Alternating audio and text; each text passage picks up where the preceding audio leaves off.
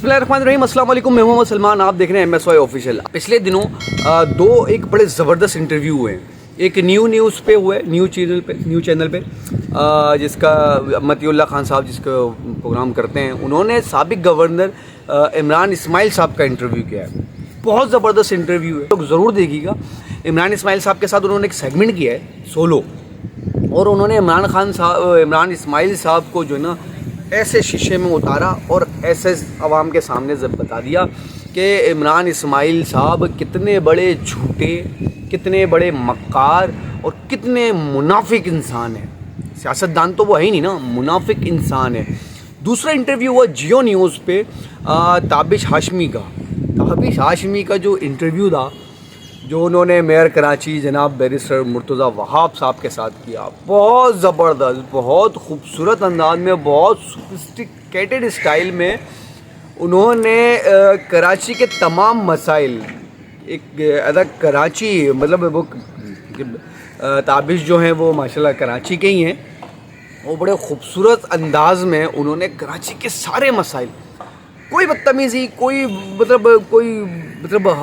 हर्ष style में कोई argument नहीं, कोई चुपते हुए सवाल नहीं, मतलब एक जेन्युइन कराची का जो शहरी है ना, जो इन मसाइल से दो चार है,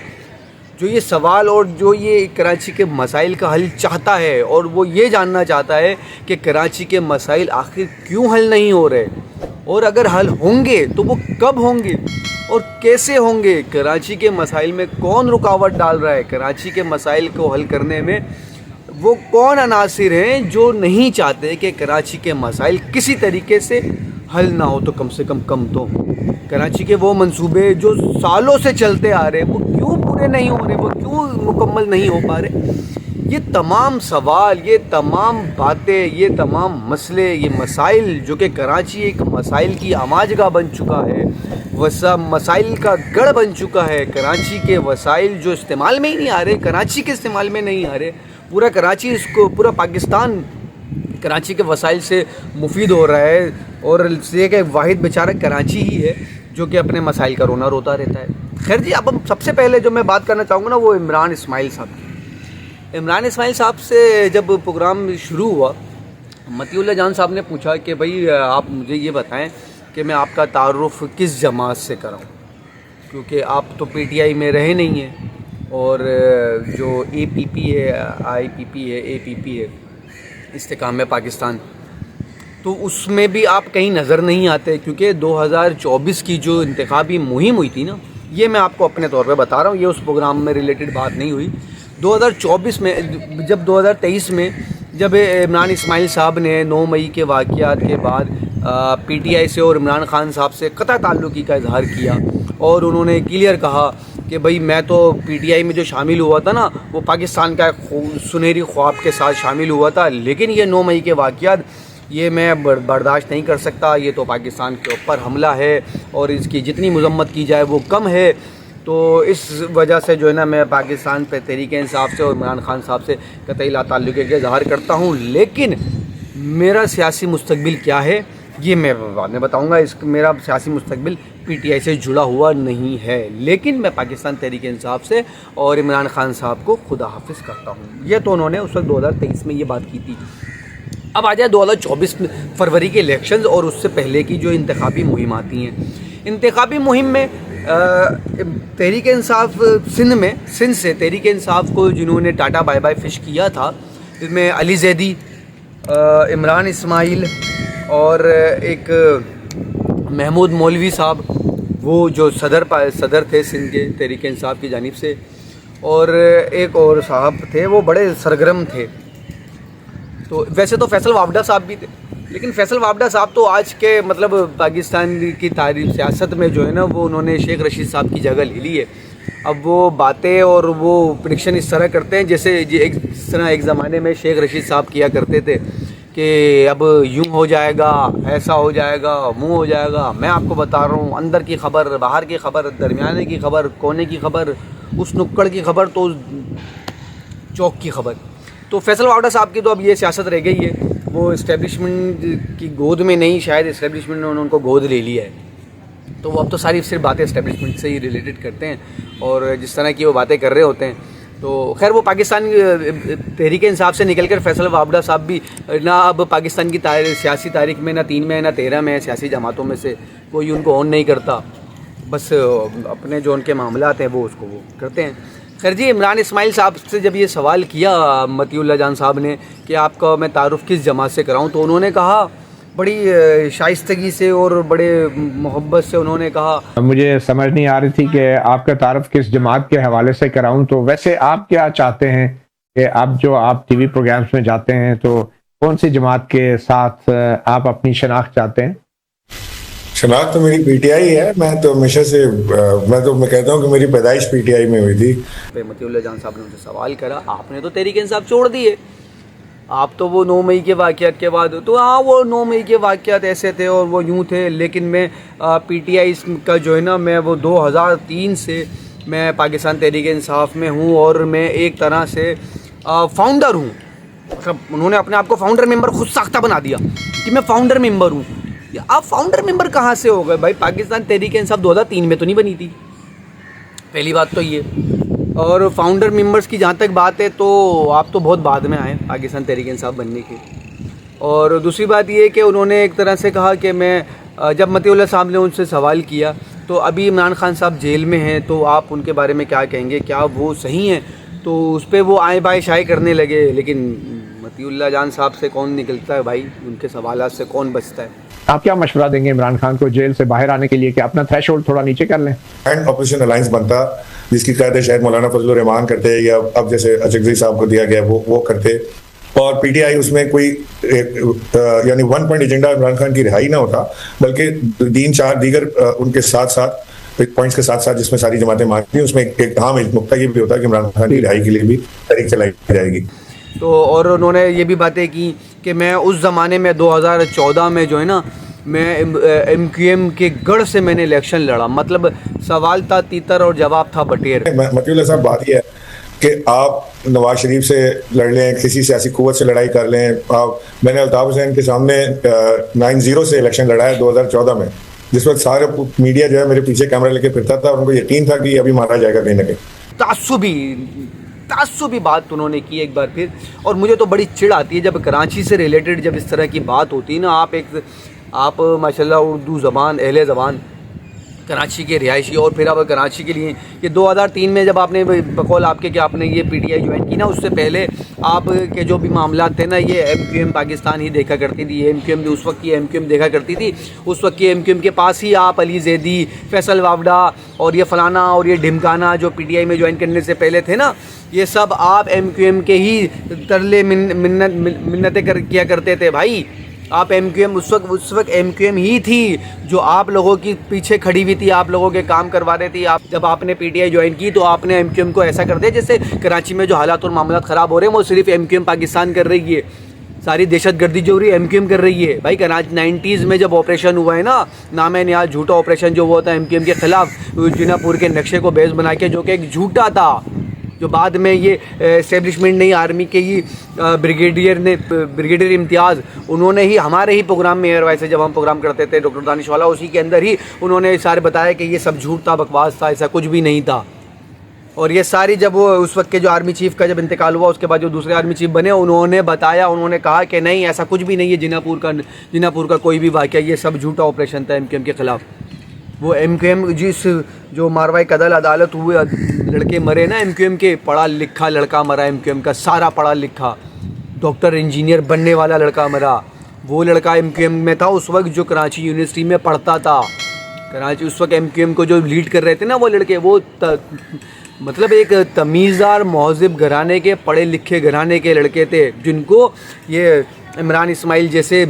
مطلب میں نامعقول انتہائی بیوقوف سیاستدان، جنہوں نے اپنی سیاست کی دکان چمکانے کے لیے، اپنے آپ کو ہائی لائٹ کرنے کے لیے ان لڑکوں کی موت کا مذاق بنایا، ان کو جو شہادت ہوئی، ان کو جو شہید کیا گیا ماورائے عدالت، انہیں قتل کیا گیا، ان کا اور ان کے گھر والوں کا، ان کی فیملی کا، اور کراچی کی زبان کا، کراچی کا ایم کیو ایم کا اس وقت کی ایم کیو ایم کا مذاق اڑایا انہوں نے کہا کہ یہ اس وقت میں نے جو ہے نا وہ ایم کیو ایم کے ساتھ اس وقت ان کی گڑھ سے الیکشن لڑا 2014 میں، اور میری جان کو خطرہ رہتا تھا۔ ارے بھائی جھوٹے انسان، تمہاری کون سی جان کو خطرہ رہتا تھا؟ 4 موبائلیں تمہارے آگے، 4 موبائلیں تمہارے پیچھے رہتی تھی، اسٹیبلشمنٹ کی فلی سپورٹ تھی تمہیں، جاوید نہاری پہ نہاری کھانے آئے تھے آپ لوگ, 36 پولیس موبائلز آپ لوگوں کے ساتھ تھیں, اور نہاری کے پیسے بھی نہیں دیے تھے آپ نے, تو بھاگ گئے تھے نہاری کے پیسے دیے بغیر نہاری کھا کر. مطلب آپ نے اس طرح سے ظاہر کرنے کی کوشش کی جیسے آپ نے بہت بڑا تیر کیا تھا. وہ عمران خان صاحب نے آپ کو کہا تھا کہ آپ جا کے اس علاقے سے الیکشن لڑیں گے, آپ کی ہوا نکل رہی تھی, آپ سے بات نہیں ہوتی تھی. خیر جی, آپ نے تو متی اللہ جان صاحب نے جس طرح سے, میں آپ لوگوں کو ریکمینڈ کروں گا کہ آپ وہ انٹرویو ضرور دیکھیں متی اللہ خان صاحب کا. عمران اسماعیل کی آواز نہیں نکل رہی تھی, نہیں وہ عمران خان صاحب کو یوں چاہیے, میں تو آج بھی پی ٹی آئی. آپ کو کون لے گا پی ٹی آئی میں, آپ بھگوڑے ہیں. میرا خیال یہ ہے کہ جو پی ٹی آئی کی اس وقت حاضر لیڈرشپ ہے جو جیل سے باہر ہے, وہ میں ہمیشہ کہتا ہوں, آپ سے بھی عرض کر دیتا ہوں کہ وہ میرے نزدیک وہ کمپرومائز ہے, انکمپیٹنٹ ہے. ابھی کے لیڈر آپ کی یہ بات سن کے پہلا سوال تو یہ کریں گے نا کہ کم از کم عمران اسماعیل صاحب تو ہمیں یہ نہ بتائیں نا کہ کیسے سیاست کرنی ہے. انہوں نے کوئی پریس کانفرنس نہیں کی, انہوں نے پی ٹی آئی چھوڑنے کا اعلان نہیں کیا. نہیں سر جی, یہ جائز پیکیجز ہیں, کیوں نہیں جاتے جیل؟ یہ کیسے بچے میں باہر, یعنی شاہ محمود قریشی نے ایسا کیا؟ عمران اسماعیل صاحب آپ کیوں نہیں جاتے جیل, آپ کیوں نہیں گئے, کیوں پارٹی چھوڑ دی؟ میں تو آپ کو کہا نا کہ میرا تو تھریش ہولڈ نہیں ہے, میں جیل گیا, میں نے جیل برداشت کی جتنے دن کر سکتا تھا, نہیں کی میں نے چھوڑ کے آ گیا. آپ ایک ناکام سیاستدان ہیں. آپ نے کہا کہ میرے اندر وہ پریشر نہیں تھا, میرے اندر وہ پاور نہیں تھی, میرے اندر وہ برداشت نہیں تھی کہ میں وہ صحبتیں وہ اذیتیں برداشت کر سکتا تھا. اور آپ کرٹیسائز کر رہے ہیں آج کی پی ٹی آئی کی قیادت کو. آپ کس منہ سے کرٹیسائز کر رہے ہیں بھائی, کس منہ سے آپ نے بول دیا کہ یہ لوگ جو ہے نا وہ عمران خان صاحب کے ساتھ مخلص نہیں ہیں اور انہوں نے عمران خان صاحب ان کی وجہ سے جیل کے اندر ہیں, فلانا ہے ڈمکانا ہے. ابے آپ تو اس وقت چھوڑ کے بھاگ گئے تھے عمران خان کو, اس جماعت کو اس وقت چھوڑ کے بھاگ گئے تھے جب آپ لوگوں کی ضرورت تھی. پتہ لگتا اس وقت کہ آپ کتنے مخلص ہیں عمران خان سے اور اس جماعت سے. آپ تو بھاگ گئے. یاسمین راشد صاحبہ ہو گئے, عمر سرفراز چیمہ ہو گئے, شاہ محمود قریشی ہو گئے, سرفراز صاحب ہو گئے, اور ہارون رشید صاحب ہو گئے. یہ وہ لوگ ہیں جنہوں نے اس عمر میں پچھلے 2 سال سے جیل کاٹ رہے ہیں. بالکل آپ کے نا یہ جھوٹے مقدمات تھے 9 مئی کے, انہوں نے فیس کیا, عمران خان صاحب کا ساتھ دیا, پارٹی کا ساتھ دیا. وہ چاہتے وہ بھی معافی مانگ کے سائڈ ہو جاتے, عمران خان صاحب چاہتے وہ بھی معافی مانگ کے سائڈ ہو جاتے. لیکن آپ کی طرح کوئی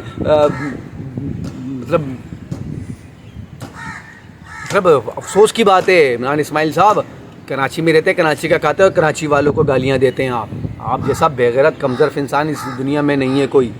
آپ باتیں کرتے ہیں, آپ کیا عمران خان صاحب کا ساتھ دیا, آپ نے بھاگ گئے. آپ 2024 کے الیکشن میں آپ باہر نہیں نکلے. آئی پی پی کی طرف سے جو آپ الیکشن لڑ رہے تھے یا الیکشن مہم میں آپ حصہ تھے, آپ گھروں میں بیٹھے ہوئے تھے. آپ اور آپ عمران اسماعیل اور علی زیدی صاحب تو اس وقت وہ ٹویٹ کرتے تھے کہ یہ جو پی ٹی آئی کی حکومت ہے, یہ جو اس کے اندر عمران خان صاحب کو دھوکہ دیا جا رہا ہے, وہ کیا جا رہا ہے, وقت آئے گا, وقت بتائے گا. ارے وقت نے بتا دیا, اسی وقت بتا دیا کہ عمران خان کے ساتھ جو لوئل تھا وہ اس وقت کھڑا رہا ہے عمران خان کے, اور آپ جیسے نکمے اور نامعقول لوگ بھاگ گئے اسی وقت. آپ لوگوں یہ جو جتنے بھی اس وقت جو پاکستان تحریک انصاف کے ساتھ جو جڑے ہوئے تھے نا اپنا نام بنانے کے لیے, عمران اسماعیل ہو گئے, علی زیدی ہو گئے, فیصل وافدہ ہو گئے, چوہان ہو گئے,